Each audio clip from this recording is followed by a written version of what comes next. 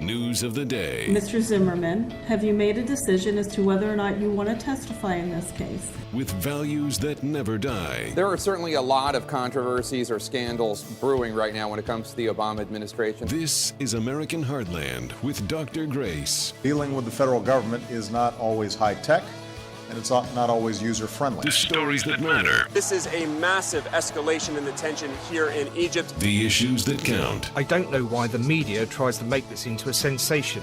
We have never hidden the fact that we supply Syria with weapons. This is American Heartland with Dr. Grace. He's got the red, white, blue flying high on the farm. Semper Fi tattooed on his left arm. Spend a little more in the store for a tag. In the back it says USA.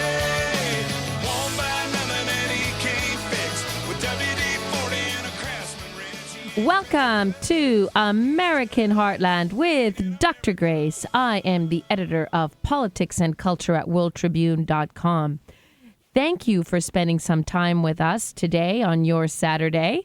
We are here every Saturday reviewing the news of the week and also doing what I love to do in both public and private life, which is uphold values that are never, ever going to die. Well, this week, at long last, it looks like America is going to get tough on Putin.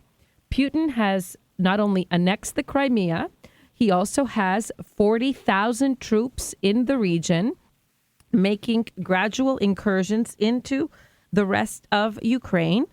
The Ukrainian government is finally beginning to fight back. Thank you for doing the basics when somebody invades your territory. But this week, what's interesting from the American point of view is that there's been an announcement. American troops are going to be sent to Poland and to the Baltic states for infantry exercises. And you want to know how many troops are being sent? It's 600 troops. 150 are going to Poland and 450 are going to Estonia, Lithuania, and Latvia. And this week, the administration had a spokesperson, Navy Rear Admiral John Kirby, explaining what this is all about. He was asked, is this merely a symbol, some kind of symbology? And this is what he had to say. Troops on the ground and doing exercises, in this case for a month at a time, it's more than symbology. I mean, it's the kind of work that we're going to be doing is real infantry training, and that's not insignificant. As for Russia and their intentions, I think you need to ask President Putin what his intentions are. What I'll tell you is that nothing we've seen out of Moscow, nothing we've seen out of Russia or their armed forces is de-escalating the tension, is making things any more stable in Ukraine or on the continent of Europe, and so what would be very helpful is if they removed their forces off that border and took concrete actions to respect the sovereignty of Ukraine. For our part, what we're going to do, as I said before, is we're going to constantly look for ways to reassure our NATO allies and our partners how seriously we take our obligations. Okay, now we've got to think about this for a second here. We have 40,000 troops on the Russian side, and 150 American troops going to Poland and 450 going to the Baltic states. Now, it doesn't take a mathematician to do the math on this. Is this at all threatening or intimidating to the Russians? Is this sending them a clear and strong message? And what about from the perspective of our allies? Is this truly reassuring them? Or is this something else? Again, mixed messages coming from the American government. And what is the nature of this mixed message? We don't want Russia to take any more land. Yet, we are not willing to exercise our power to prevent them. You know, I want to share with you all something that I learned as an undergraduate. As an undergraduate, I did my honors thesis on Winston Churchill. He was my hero back then.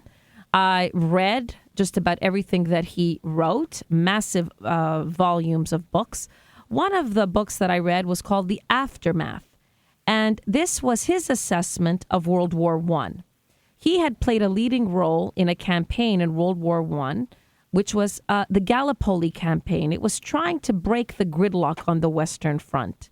And troops were sent to Gallipoli. Gallipoli was in the Dardanelles, and this was an attempt to end this gridlock and this war of attrition. That campaign failed miserably. And he wrote in his reflections that one of the reasons that it failed is that it was based on half measures. And in war, half measures never work. So what we're seeing now from the Obama administration is a series of partial or half measures. What this connotates to the enemy is weakness, vacillation, indecision. It's as if America doesn't know what it wants to do. That's the message that Putin reads. Now, I want you to think about it. You're an advisor to Putin, and you hear that this is what Americans are going to do. What are you going to tell Vladimir Putin?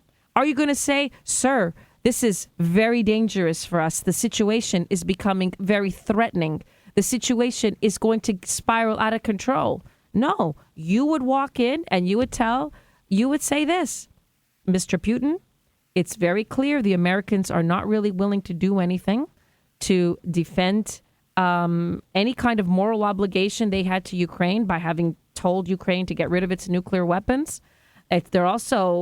Their commitments to their NATO allies, as far as I can tell, they're pretty weak. They're pretty mixed. If you ask me, I would say, sir, keep right on going. At this time, there is nothing stopping you from grabbing as much territory as your heart desires.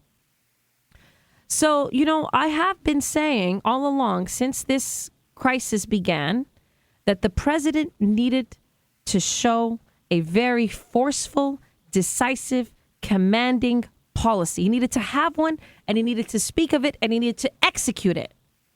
And instead, what he does is talk in fits and spurts about the military option is off the table. We want to negotiate, but we want to reassure our allies. And now we're going to send this very small troop contingency here and there. And we really aren't going to make much of a difference in all this when everything is said and done. Mixed messages in foreign policy don't work. And half measures in war spell one thing: disaster. Well, speaking of disaster, this week, another disaster. It is from Cliven Bundy. He uttered words that are absolutely ignorant and indefensible. Cliven Bundy is the Nevada rancher who has been engaged in a dispute with the federal government.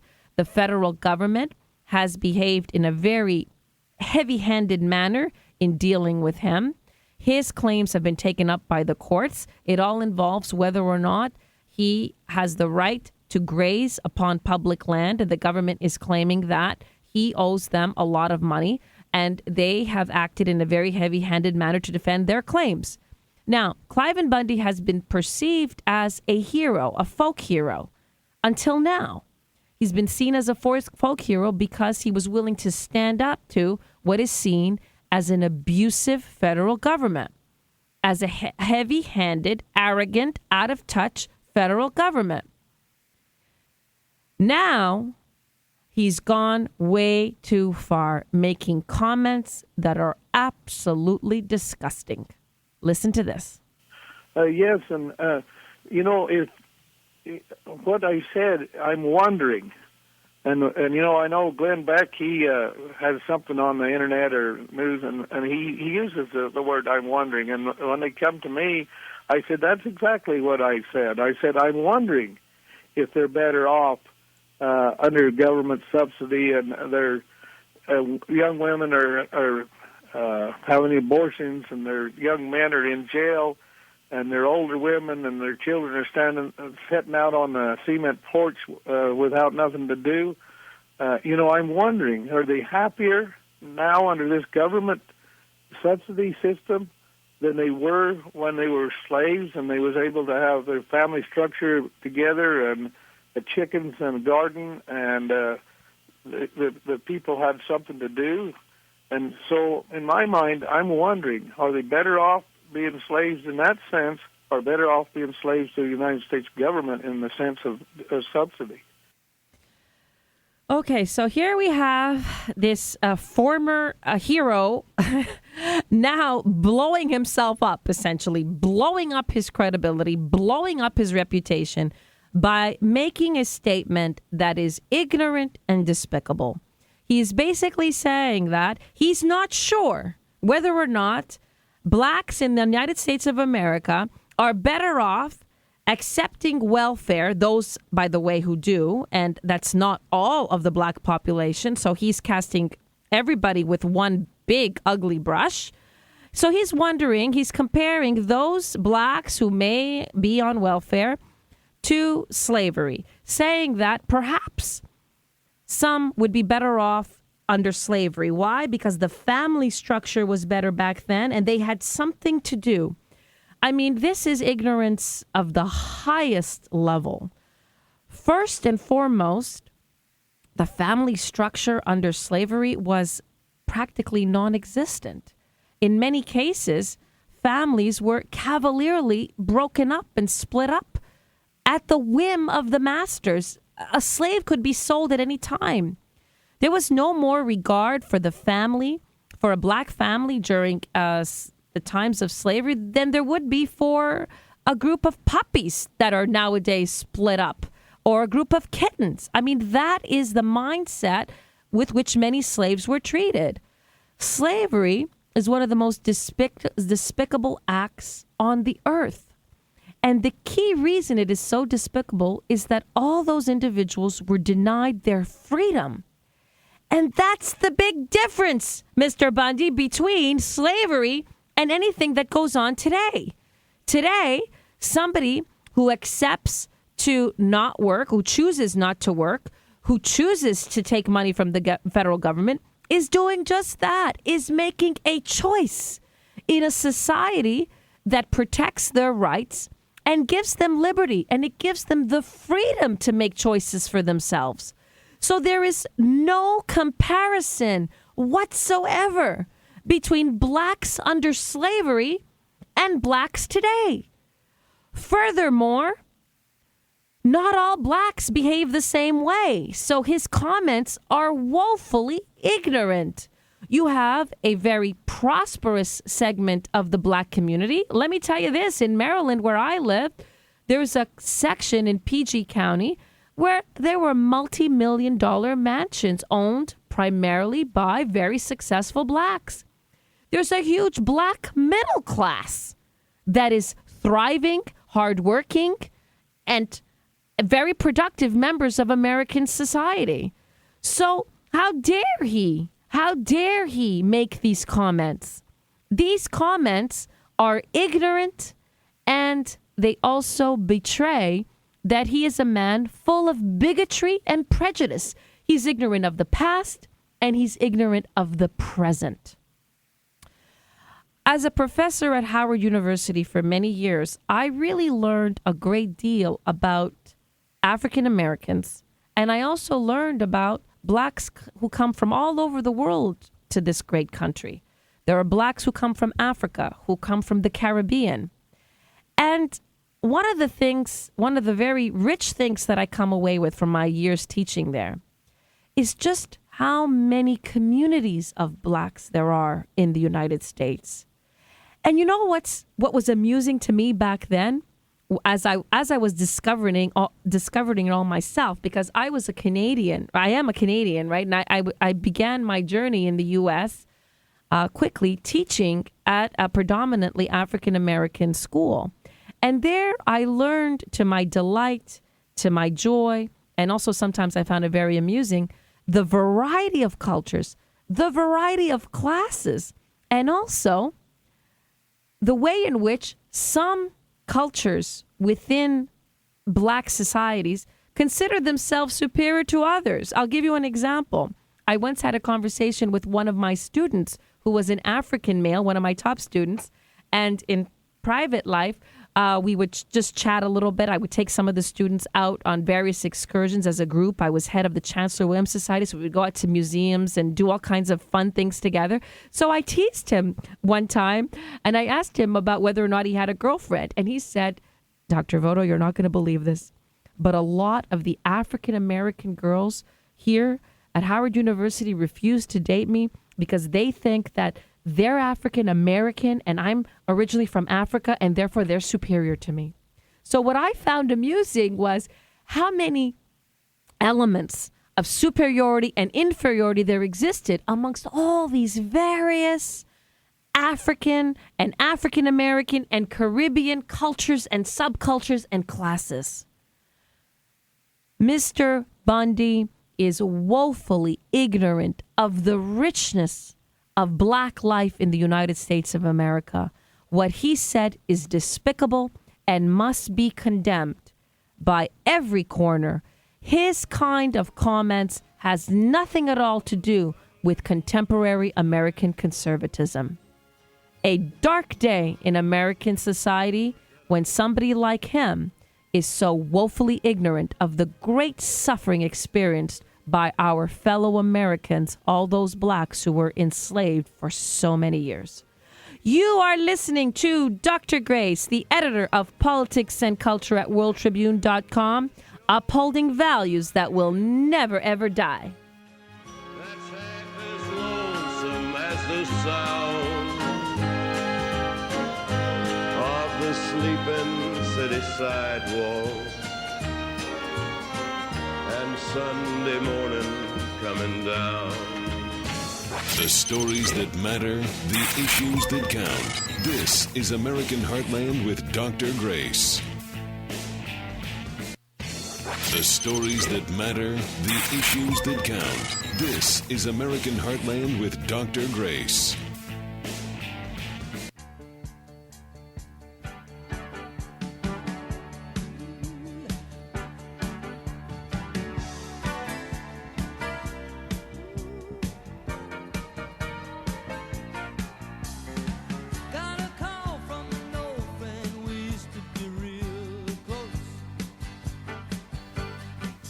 Welcome back to American Heartland with Dr. Grace, the editor of Politics and Culture at WorldTribune.com. Well, as we look towards the 2014 elections, the GOP has a rallying cry, and that is fire Harry Reid. He is the Senate Majority Leader that has been a chief champion of the policies of President Barack Obama on Capitol Hill. And now the GOP wants him out. And they want to take over the Senate. And one of the things they're going to do is they're going to throw everything at Senator Harry Reid, especially showing how he has used his position in an unethical manner. He, by the way, is a 5-term incumbent. That's how long he's been there. He's had a long political career. And this week, there's a fascinating article out. It's by Adam O'Neill, and it's called Harry Reid's Long, Steady Accretion of Power and Wealth. The GOP is going to use every little bit of information in this article. What does this article tell us? It tells us that, and it proves it, it shows it, that Harry Reid used his position in the Senate to enrich himself with very questionable land deals. So he's been involved in a long string of unethical behavior. That's why this week, the RNC chairman, Reid'S Priebus, referred to him as, quote unquote, dirty and unethical. And they're going to use this to galvanize the GOP to oust him, not only to stop Obama's agenda, but also they're personalizing it. We want to get rid of this specific individual who is a symptom or who symbolizes everything that's wrong with Capitol Hill today. Everything was wrong with the way Congress is operating. You know, in my years in Washington, D.C., I gained a tremendous amount of insight into how the political process works, but also how everything around the political process works. And I want to share some thoughts. Washington, D.C. attracts the best and the brightest around the country. In Washington, there are tons and tons of really smart people. They occupy all the think tanks. They come for the lobbying jobs. They come for positions on Capitol Hill. They are, by and large, smart, capable, highly educated, and extremely ambitious. If there's one word that I would use to describe the people I met in D.C., it is ambitious. By and large, they're mostly careerists. They're out to make a name for themselves. Yes, you do have a few that go because they are idealists, but mostly what I saw there were people who were extremely ambitious, out to enrich themselves or out to make a grand career. Either money or power is what drives them. And I can tell you this story. My girlfriends and I would often sit around and talk about the scene in Washington, D.C., some of us being married, some of us being single. But we all noticed one thing. We noticed that the men don't flirt. And we asked ourselves, well, why is that? And the more we analyzed it, we realized if there's a really good-looking woman that passes in front of a group of men in Washington, D.C., and there's also a television screen with Fox News or CNN on it, the men are more likely to keep their eyes glued on Fox News and CNN to find out what the latest tidbit of political information is rather than to turn around and look at that good-looking girl. In every other state in the United States of America, if there's a very good-looking girl that passes by, they will look at this good-looking girl. And one of the things we realize is when you leave Washington, D.C., the dynamics between men and women are the same. But in D.C., everything, even the most natural, primitive instincts of the genders are thwarted by an ambition that eats, destroys, devours everything in its path. So much so that it leaves nothing. So if I summarize my years in D.C., I met lots of intelligent people who were extremely uninteresting. Uninteresting because of that ambition that corrodes them. Essentially, when you meet many people in D.C., they look at you not like you're a human being that has a soul, that has some cultural contribution to make in conversation with them. They look at you, and you can see in their eyes, sharkish eyes, asking, how can I use her? How can I find out who she knows and take advantage of that to advance myself in some way, shape, or form? And this is a mindset that was prevalent in journalism, in academia, and in political circles.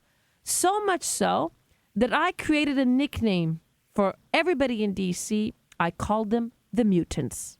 Often my husband would say, how was your day? And I would say, well, the mutants did X, Y, and Z, or the mutants, or he would say, do you feel like going to see a show in D.C.? And I would say, I'm really not in the mood to mix with mutants right now. Mutants because they have no soul. They have no soul. I spoke to somebody who lived in L.A. for the longest time, and she said the same thing. She said in L.A., anybody who was at all told when they were growing up that they're good looking, well, they gravitate to L.A. So you have some of the best looking people in the country in L.A. But when you mix with them, do you think, oh, this is such a sexually dynamic place. It's vibrant. It's alive. No, it's like D.C. When I went to D.C., I thought D.C. would be very intellectually stimulating, only to discover that it's boring because they're soulless. It's the same thing with L.A. She described the scene as everybody meets everybody else with an agenda. Which producer do you know? Do you know an actor? Do you know somebody working on a set? How can I use you to advance myself? And that mindset is corrosive. So that is the kind of worldview that is prevalent in Washington, D.C. That's the kind of environment in which Harry Reid blossomed. And also, there is money everywhere in Washington, D.C. Sometimes people say, wow, the Saudis are corrupting the government. It's the Chinese. No, the money is coming from every quarter. It's not just corporations, and it's not just one or two foreign nations. And I want to give you a couple of examples of experiences that I had. My husband and I, he was on the national desk at the Washington Times, and at one time we met then candidate for Croatian politics. Now you're talking about a small country in Eastern Europe. We met this man, Ivo Sanader. He was not yet elected as the Prime Minister of Croatia. We met him as he was emerging. We had dinner with him. He was the leader of the HDZ party. And we met also his colleagues and one of his close advisors. We met a whole group of them. And they were very warm. We had a very warm dinner. We also exchanged ideas about Croatian politics. And essentially, it was an informal kind of an interview, doing background research. What kind of policies would he put into place were he to be elected? Well, following that very warm and friendly dinner meeting, my husband got a call while he was at the Washington Times. So he's there at the news desk, and he gets a call from one of the advisors that we had met that night. And the message was loud and clear. If my husband was willing to write favorable articles in D.C. at a major national paper on behalf of this rising star in Croatian politics, then he would be rewarded very handsomely for helping out. Essentially, a bribe was being offered. And my husband was outraged. He blew up on the phone right there in the newsroom and hung up on him. And this is a small example of what happens all the time. A small country in Eastern Europe that many Americans don't know much about, don't care much about. Articles written in D.C. in favor of this candidate would have been very helpful. And so here was an opportunity for my husband to make not just thousands, not just hundreds of thousands, but literally millions of dollars if he was willing to play ball. And if he was willing to play ball, just think about this for a moment. Would the American people have ever known about this? Would you ever find out? You would never know. So when we talk about the corruption in D.C., it is because there is such an amassing of power. It is the center, not just of the U.S., but often of the world's eyes. And therefore, the temptations and the opportunities come from every direction. And I want to share another story.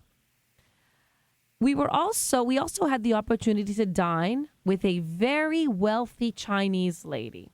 This is somebody who reached out to my husband and I while we were working in D.C.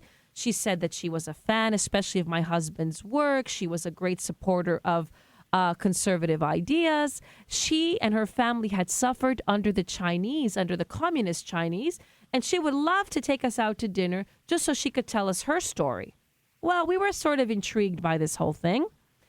And before we went out to dinner, we did a lot of research on her, but we did accept her dinner invitation. It was a lavish dinner. We went to an extremely expensive restaurant. And we thought this was going to be the narration of her life story, which was very similar to the suffering that my husband's family had experienced under the communists in Eastern Europe. Instead, we quickly realized that what she wanted was a series of articles in the press to buttress her image. I don't want to give away her name, but she's well known, an extremely wealthy Chinese lady. And there's a cloud of suspicion that had been befallen upon her, and she wanted a series of flattering articles written. Well, when I quickly gathered what that dinner was about, I was livid. My temper was I just blew up at her. She had basically insinuated that if we played ball, diamonds would be mailed to me. So she looked to me and said that diamonds would come in the mail. Now, I want you to think about this. Had I accepted that, had my husband accepted that, Would anybody ever know? No. And who would guess this rich Chinese lady with a very personal agenda for her own specific reputation? This is another small example. And in both cases, my husband and I were outraged and we stormed out and we said no, and we had ended that dinner abruptly, just like he had ended that conversation abruptly. And we learned from all of that to be very wary of who courts you in Washington, D.C., because they want something from you. They want to give you something in order to get something from you, and they want to compromise you. And all of this I share because I want the American people, those who have the good sense not to live in Washington, D.C., to understand what it's about. The corrosion is everywhere. It comes at people doing their jobs from almost every quarter. We, rooted in our deep Christian faith, having a vocation to serve the public, walked away from those offers of riches because our soul, our integrity, and our professional vocation is not for sale. But in D.C., that's the exception, not the rule. The rule is the behavior of people like Dirty Harry Reid. And when the GOP rallying cry is fire him, I say amen to that. You are listening to Dr. Grace, the editor of Politics and Culture at WorldTribune.com, upholding values that will never, ever die.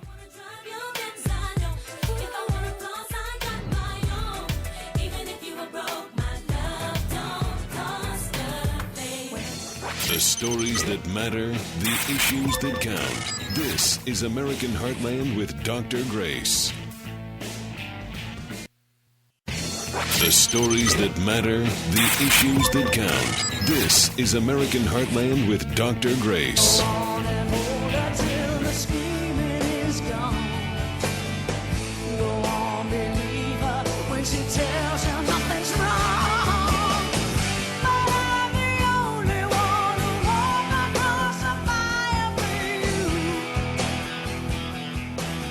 Welcome back to American Heartland with Dr. Grace. Is Hillary Clinton the only one? Is she the only one we talk about when we talk about 2016?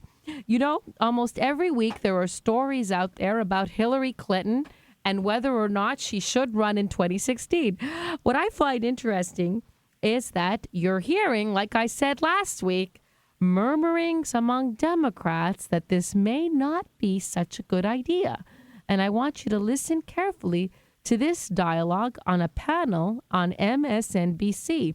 They were discussing whether or not Jeb Bush will likely become the GOP candidate, and whether or not we should have a repeat of a Jeb Bush versus Hillary Clinton competition, another Bush versus another Clinton, whether or not this is something that America wants. Listen carefully. I don't think it matters what Barbara Bush says. I mean, she's a wonderful woman, and I'm sure that she's speaking her mind. But the question is, are Americans ready for another Bush in the White House? In fact, are Americans ready for another race that pits a Clinton against a Bush? I mean, that would be a remarkable replay, and I think probably unlikely. Unlikely, and is what we're really hearing undesirable? I think that what is slowly beginning to happen is that Hillary Clinton is not being perceived as the fresh face of the Democratic Party, but she's being perceived as the old guard, the section of the Democratic Party that is passé, that is done for. You know, she was in Boston this week. She gave a long speech at a symposium on women's issues. And one of the things she said is that we need a candidate that can compromise. She went on about the virtue of compromise. Now, that is very interesting that she's saying that, because that is obviously a shot against Barack Obama, because Barack Obama is known for not being able to compromise. And she spoke about somebody who can compromise as the only way to overcome the gridlock in Washington, D.C. So she was hailing compromise as a virtue, obviously contrasting what she intends to do in the future with what Barack Obama has been unable to do. But here's the problem. If she thinks she's going to present herself as the candidate that can reach across the aisle and put together these grand bargains and wonderful legislation, she doesn't seem to understand what her party has become. Because her party has changed since the days of Bill Clinton. Remember, Bill Clinton headed up the DLC, which was based on ensuring that the Democratic Party had moderates. That was the signature achievement of the Clintons, and the Clinton ascendancy was based on that. But what Barack Obama did in 2008 is essentially he destroyed that. He destroyed it by completely outwitting the moderates in debate and in funding, and he took over the party from the Clinton wing, and all the Clintonistas were gradually purged. And then in 2010, something else happened. All of the blue dogs, the moderates that had been elected, they were purged by the electorate. So what you have now is a Democratic Party that is highly ideological and highly polarized. So who exactly does she think she's going to lead? Who is she talking to? Who is she talking about? Hillary Clinton has a major problem on her hands, and that is the party that came to power under Bill Clinton no longer exists. The Democratic Party of today is a different animal. It's a different breed.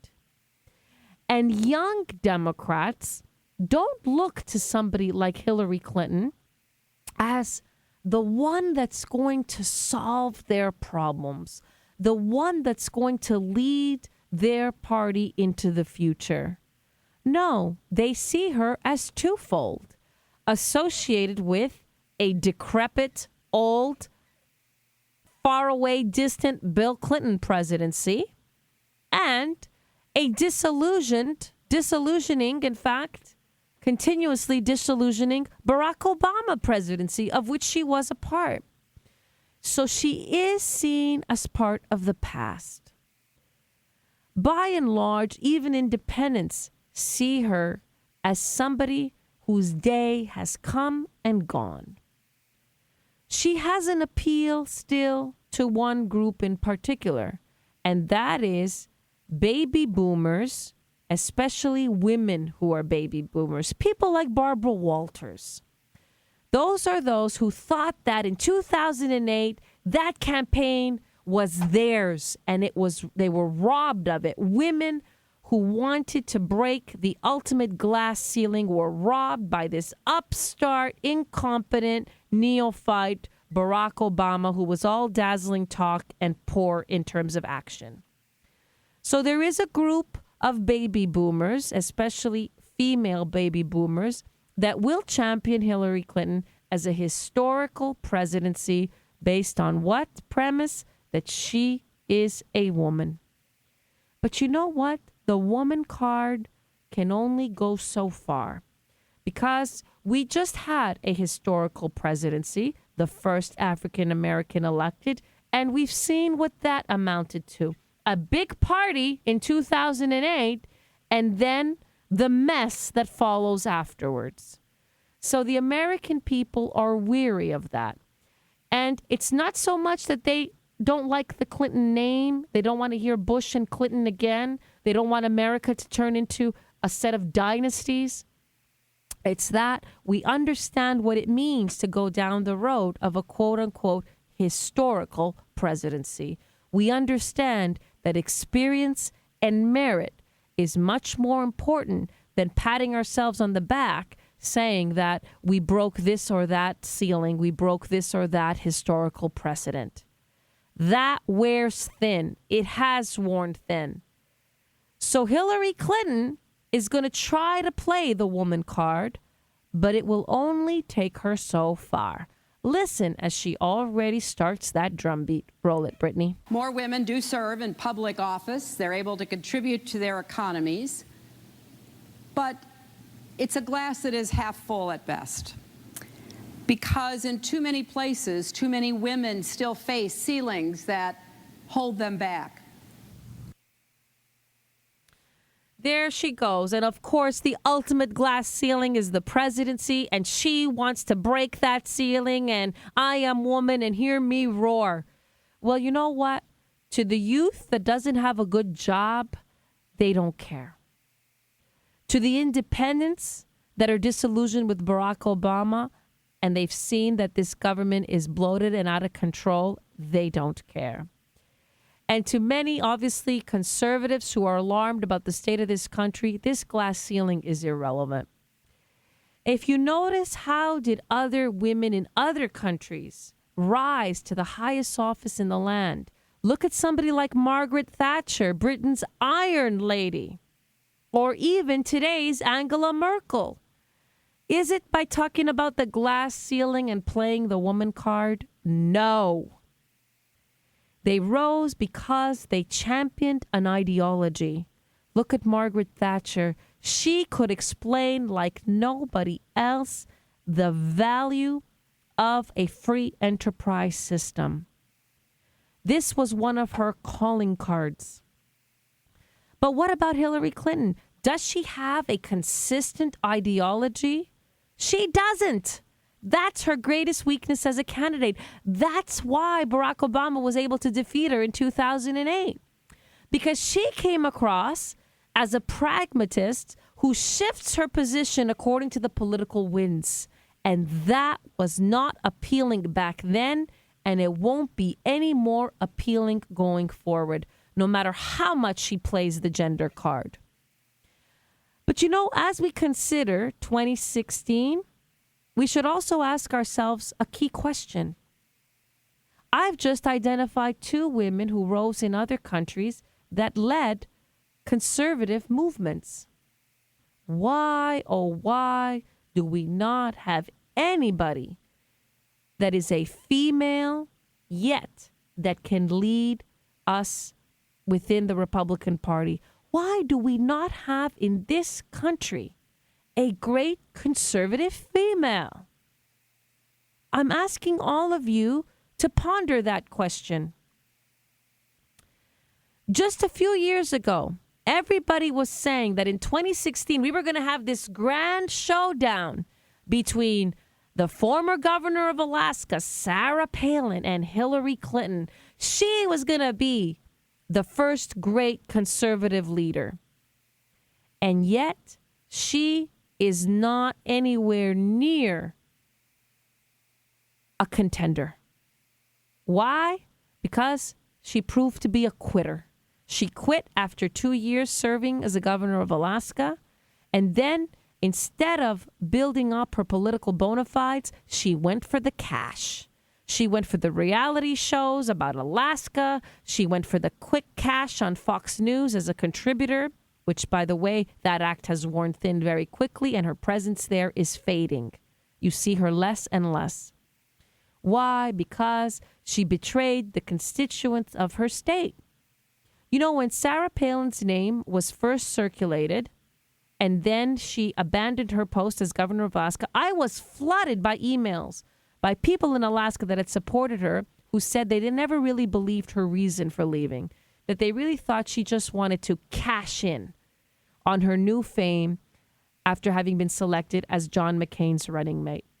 So unfortunately, our great hope within the conservative movement to have a female leader crashed and burned on the shores of the fast cash that was much more alluring. But what about the other females? Where are they?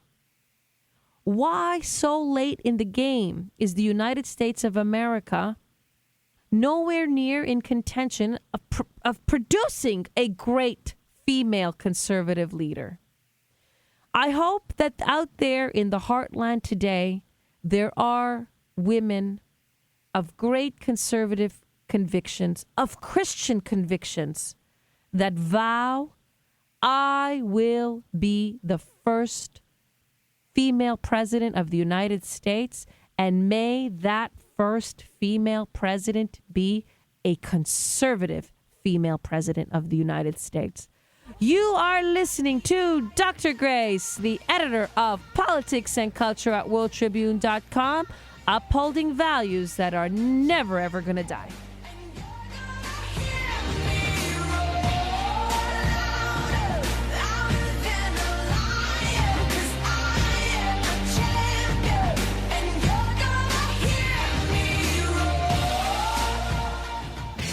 The stories that matter, the issues that count. This is American Heartland with Dr. Grace. The stories that matter, the issues that count. This is American Heartland with Dr. Grace.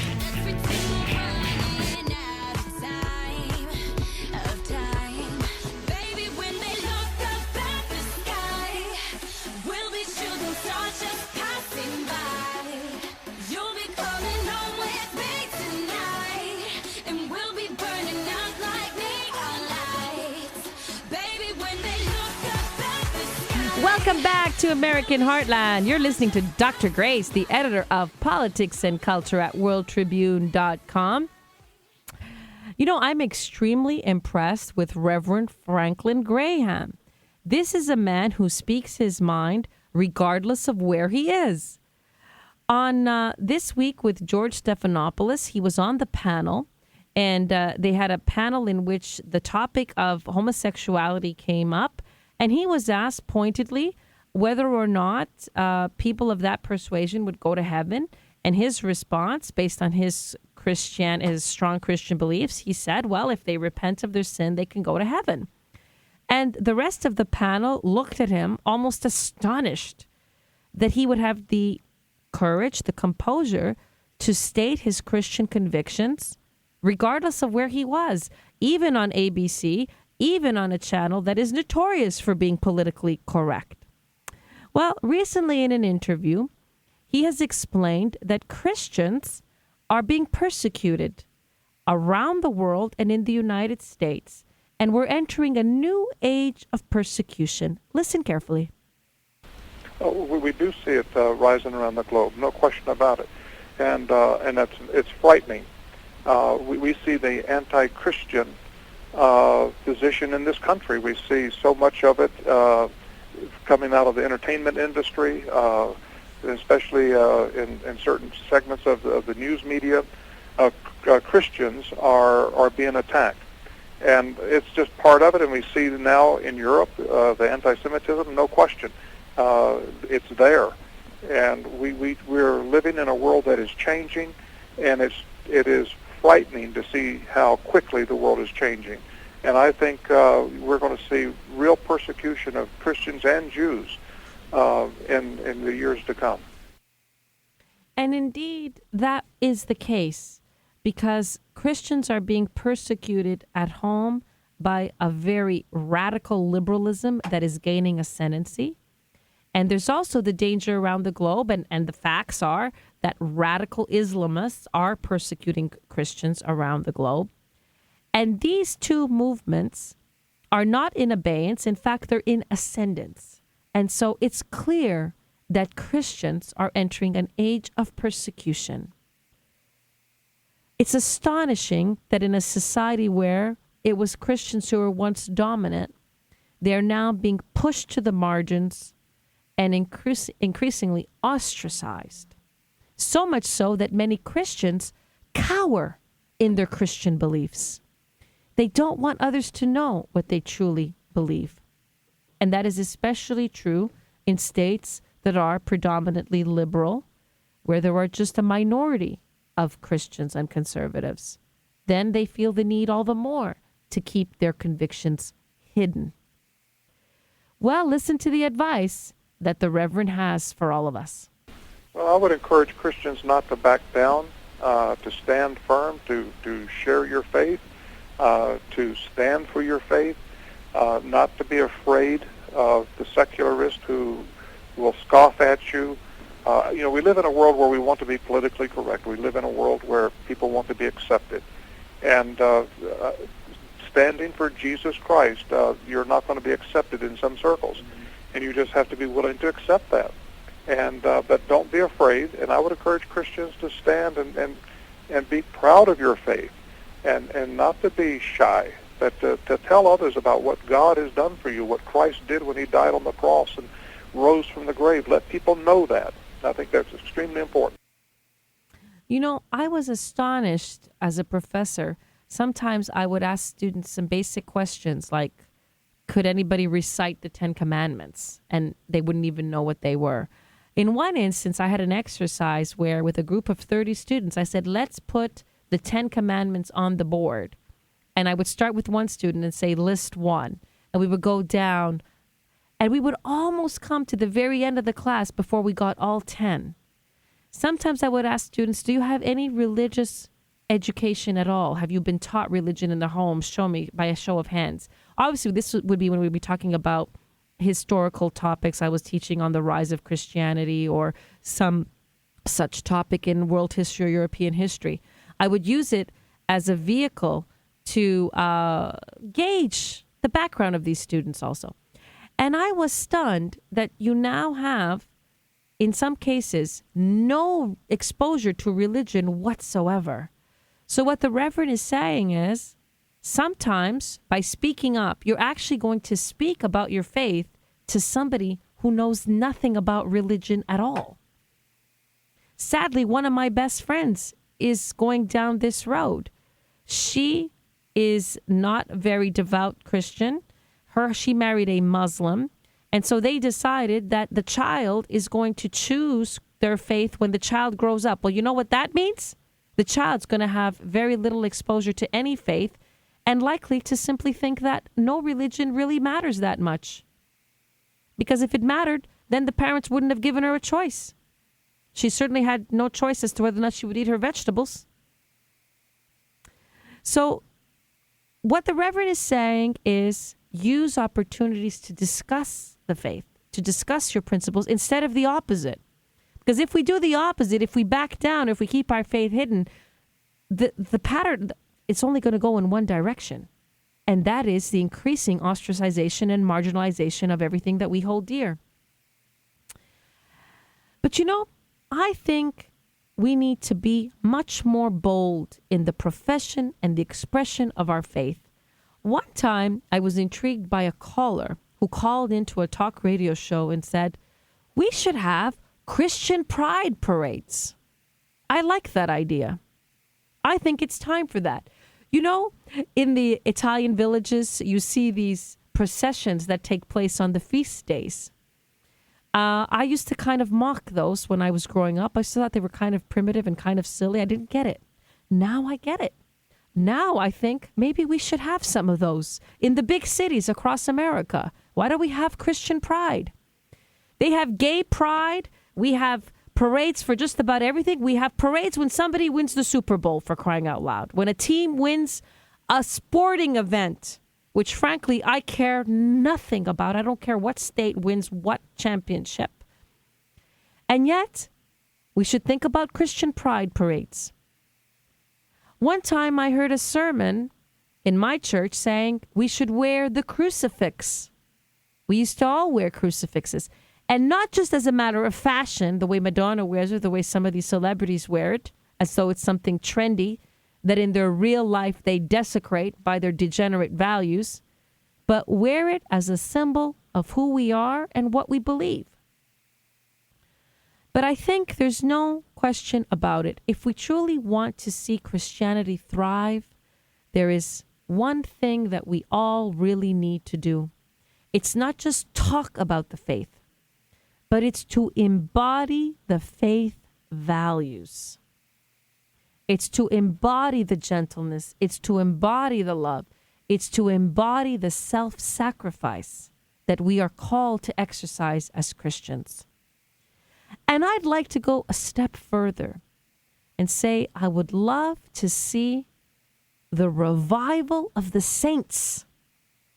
Not just that we call upon the young to be Christians, but to be great Christians, to be as the saints, to embody the ideals in their purest, most profound, and most sincere form that they possibly can.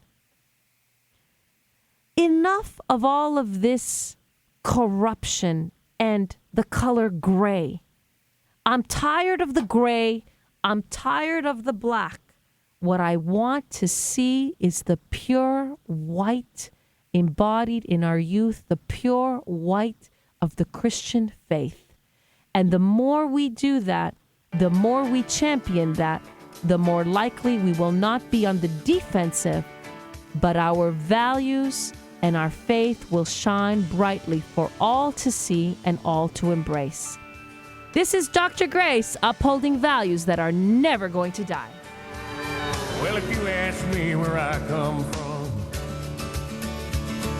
here's what I tell everyone.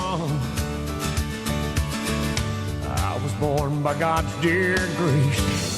The stories that matter, the issues that count. This is American Heartland with Dr. Grace.